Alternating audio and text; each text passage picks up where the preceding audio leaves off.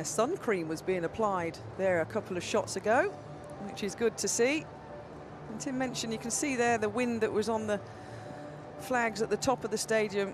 We've got 4 gaps around the bowl here that is allowing wind to come in at the start and at the 200-metre start as well. And it does swirl a little bit here in Alexander Stadium.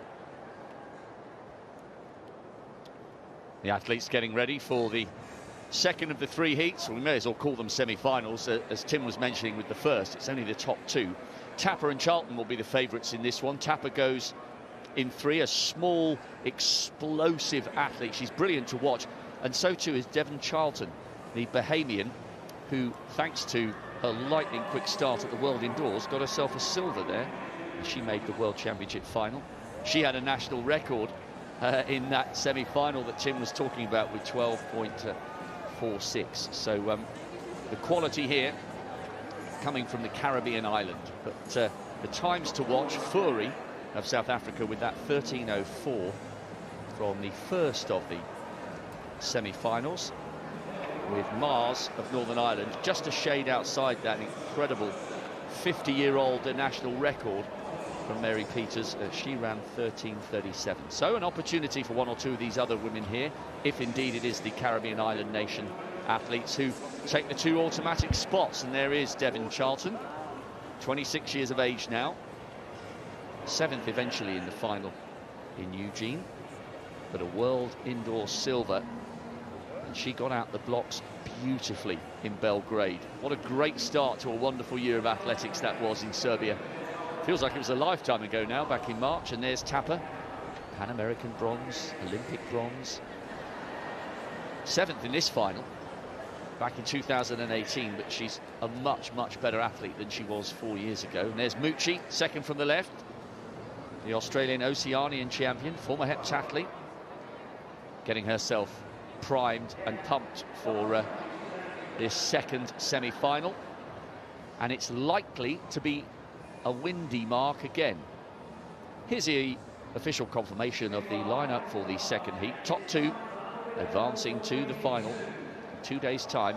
Tapper in 3 and Charlton in 5 will be the favourites to take the automatic spots.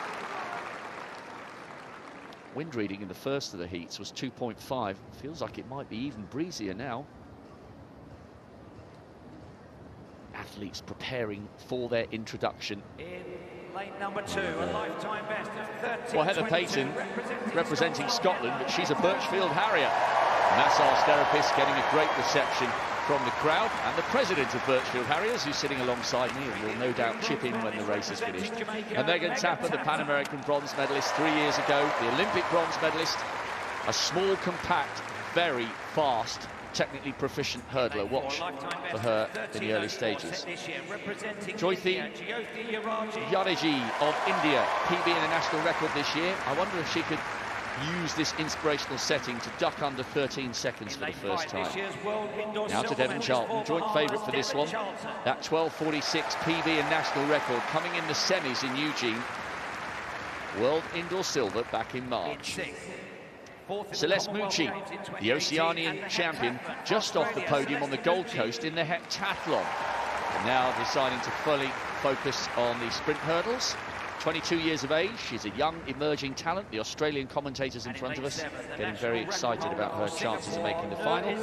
And Noor Zaini, I remember watching her get a bronze in the SEA Games, the Southeast Asian Games, the sweltering conditions of Kuala Lumpur back in 2017. Big moment for her. She'll need a big PB to get in the shake-up for the final. Patton of Scotland in 2. We're not using lane 1. Tapper will be 2nd from the right, but in lane 3. The Jamaican. Yaraji of India in 4. Charlton, Bahamas in 5. Mucci, Australia 6. And Zaini of Singapore nearest the camera in 7. There's Tapper. She's in lane 3, but she'll be 2nd from the right-hand side with lane 1 not being used. Tapper in the yellow, Charlton in the turquoise. The 2 athletes from Jamaica and the Bahamas expected to take the automatic spots. But you never know. That's why we love watching live sport. You can't always predict. Well, Charlton, just as she did in the World Indoors, has got a great start, but Tapper now coming through, and Mucci running well for Australia in 3rd. Charlton just beginning to come back to Tapper, but it's Tapper who takes it 12.67.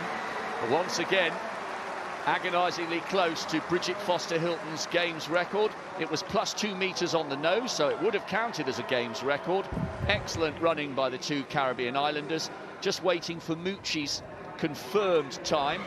I reckon she would have just been around about 13 seconds, maybe a shade under. Yep, 12.96. So Mucci of Australia is in pole position for one of the non-automatic spots, and in so doing with 12.96, good on her, she's equalled her PB.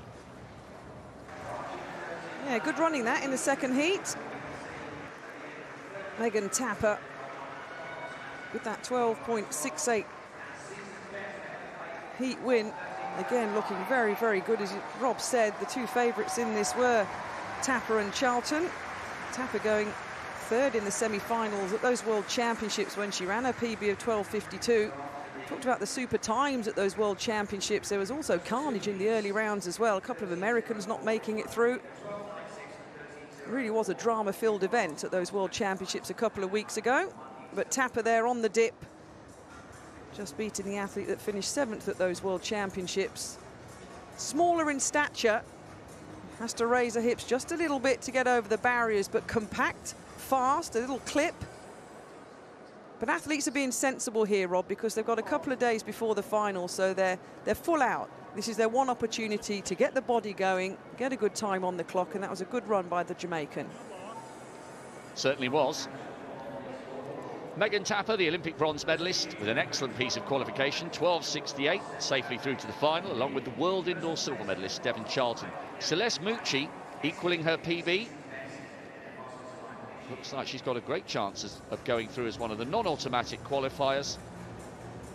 Not the case for Yaraji, because Furi, from the first of the semis, occupies the second of those spots with 13.04. Look at the way Charlton gets out. You can tell why she's so proficient indoors over the 60. But Tapper, physically, she's tiny, Catherine, but in some ways, she's therefore tailor-made for the sprint hurdles. Yeah, you can see it's a great side shot. She literally has to just lift her hips a couple of inches to get herself between her sprinting position between the barriers. And Charlton as well, technically pretty good with that right leg lead. The quick whip around of the trail leg to get it back into contact with the track so you can drive forward.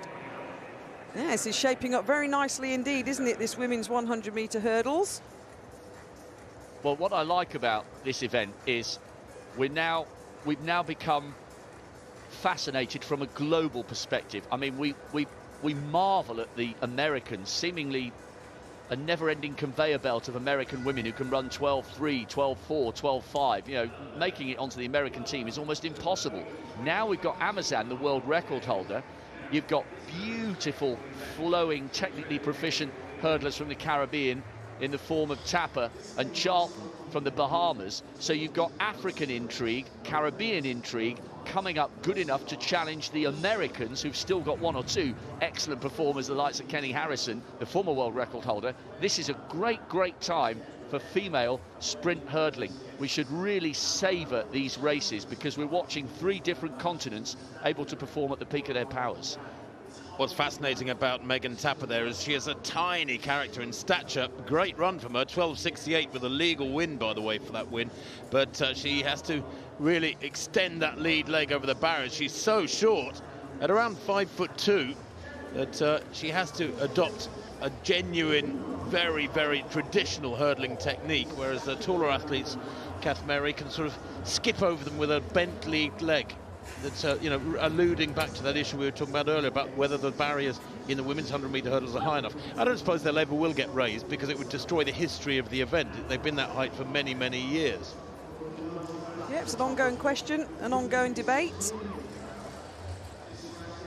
And whether it's 100-metre hurdles or 400-metre hurdles, height discussions aside, it's always about having a good, compact, tidy technique. Always the base along with some good speed.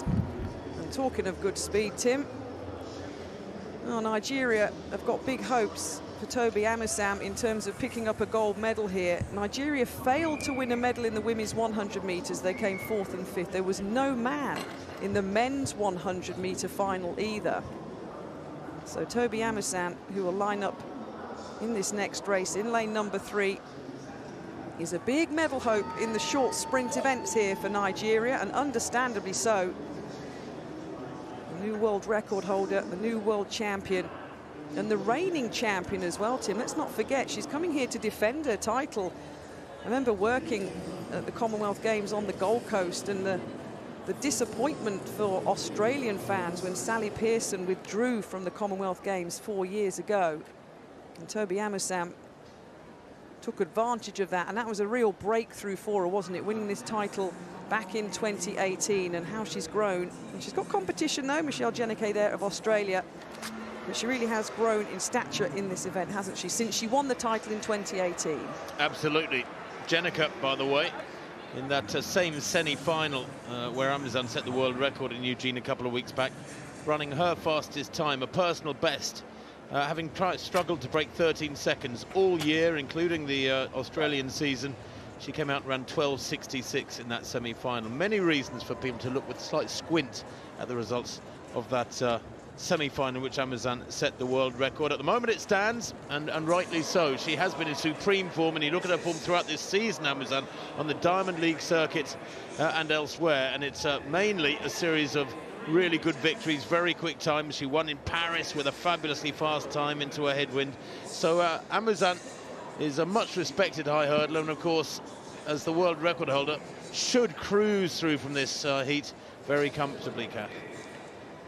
Yeah, final few minutes of preparation going through the routine. Well, the decathlon heavyweights have just finished their warm-up for the next event, which is the discus. Just a quick reminder of how things stand, and my goodness me, it's intriguing.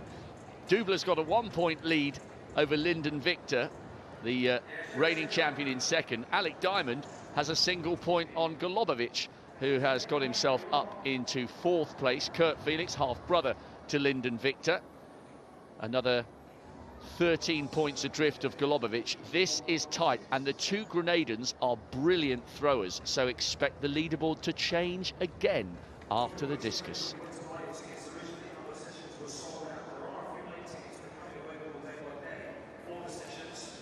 There is Golubovic, used to represent USA before transferring his allegiance to Australia, second in the Oceanian Champs. We will expect some big throws from Kurt Felix, who's gone over 50, although not this season, but Lyndon Victor, the reigning champion, benefiting from Damien Warner's no height in the pole vault.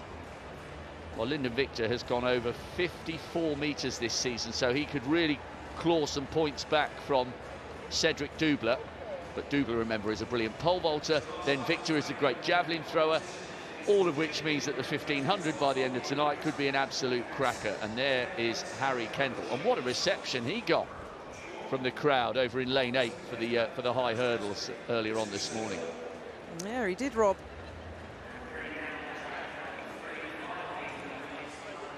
Well, the athletes thoroughly enjoying their experience here in Birmingham, especially those from the English nation. So heat number 3, the women's 100-metre hurdles. 5 athletes due to contest. Remember, the first 2 and the next 2 fastest will go to the final on Sunday.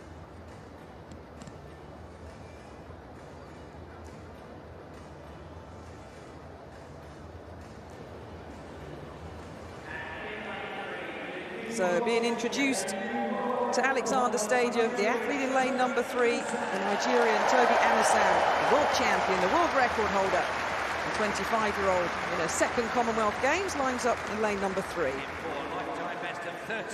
Hannah Connell of Barbados will start in lane number 4. 13.07 at her best, that was set last season, just outside 13.3 seconds this year. Michelle Jenneke of Australia will start in lane number 5. Within a semi-final at the World Championships and her third Commonwealth Games in good form, 12.66 seconds. The dance is there, it's always there. Michelle Harrison of Canada will start in 6. 12.74 seconds. That's a lifetime best that she set this season. And completing the lineup in this final heat, Dia Eriksson of the British Virgin Islands. 13.61 seconds last year, just shy of that this season. So impressive heat wins so far from Semba and Tapper. 13.04 is the second non-automatic qualifying time by Fori of South Africa. But that won't be on the mind of this athlete, the world record holder, Toby Amersan. Last stretch is made, starts in lane number 3.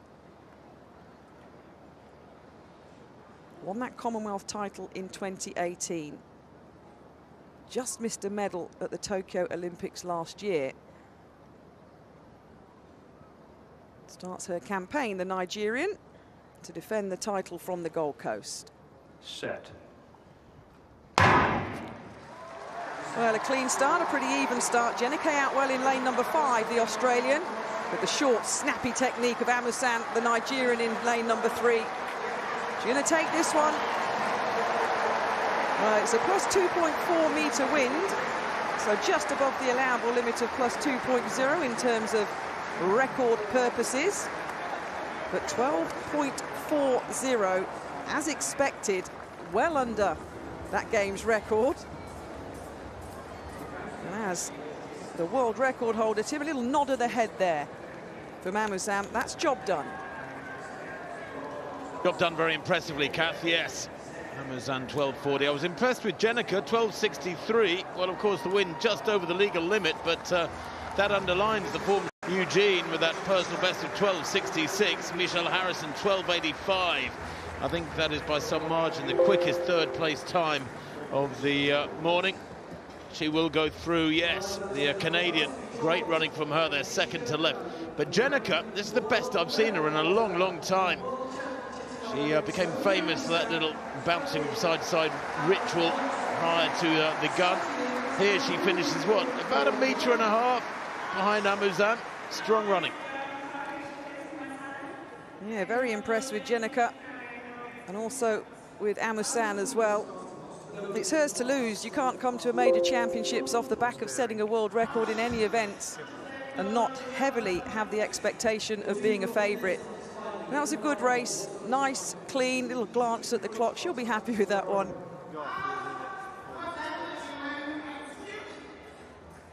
So confirmation, Toby Amersan, the reigning champion. 12.40 seconds. The Australian Jenneke through automatically as well. And indeed, Michelle Harrison with that 12.85 clocking is the fastest non-automatic qualifier. And there'll be another Australian in that final, because Mucci, who ran 12.96 seconds, will also go through. Confirmation of the lineup for what promises to be an absolutely epic final on Sunday. The world record holder, the world champion, the defending Commonwealth champion, Toby Amersan, putting down that effortless looking marker of 12.40 on the nose. Slightly windy, but it was world class.